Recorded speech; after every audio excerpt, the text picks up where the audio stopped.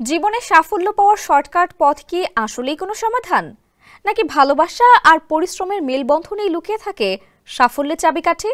ঠিক এমনই এক গল্প নিয়ে নির্মাতা সাইফুল হাফিজ খান হাজির হচ্ছেন তবুও পাশাপাশি। এতে জুটি বেঁধে অভিনয় করেছেন ইয়াশ রোহান ও সামিরা খান মাহি।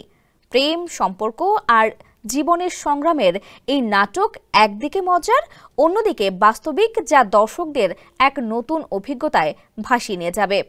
জানাচ্ছেন রাজু আহমেদ। যেখানে জীবন মেলে ধরে সংগ্রামের চিত্র আর হৃদয়ে গেয়ে ওঠে প্রেমের সুর, সেই গল্পের নাম তবুও পাশাপাশি।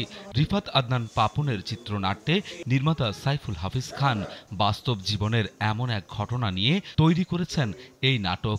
স্যান্ডেলিনা সো, রূপচর্চায় আভিজাত্য, যা আমাদের চারপাশের পরিচিত মানুষদের কথা মনে করিয়ে দেয়।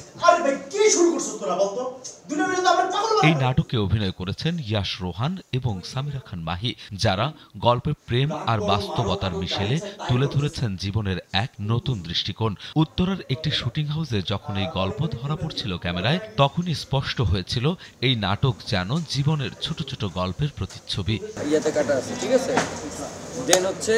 গল্পে ইয়াশ একজন স্বপ্নবাজ তরুণ।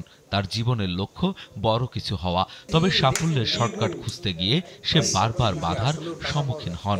একটা ছেলে যে চাকরি করতে চায় না, সে আসলে একটা ডায়লগই আছে যে ঘড়ির কাঁটা গুনে অন্যের হুকুম মেনে আমি আমার জীবন পার করতে পারবো। সেই ছেলেটা ব্যবসা করতে চায় এবং এই ব্যবসার পিছনেই ছুটে বেড়ায়। এটা নিয়ে গল্প। ইয়াশের বিপরীতে রয়েছেন সামিরা খান মাহির চরিত্র, এক সহজ সরল মেয়ে যে নিজের প্রেমিকে ভালোবাসায় ভরিয়ে রাখতে চায়।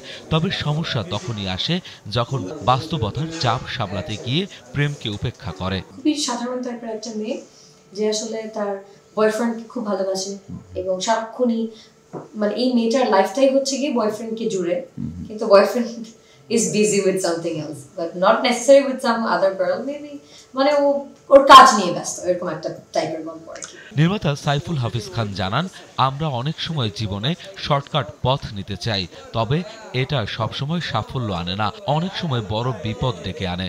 একটা সিচুয়েশনকে বেস করে বেসিক্যালি হচ্ছে নামটা দেওয়া হয়েছে।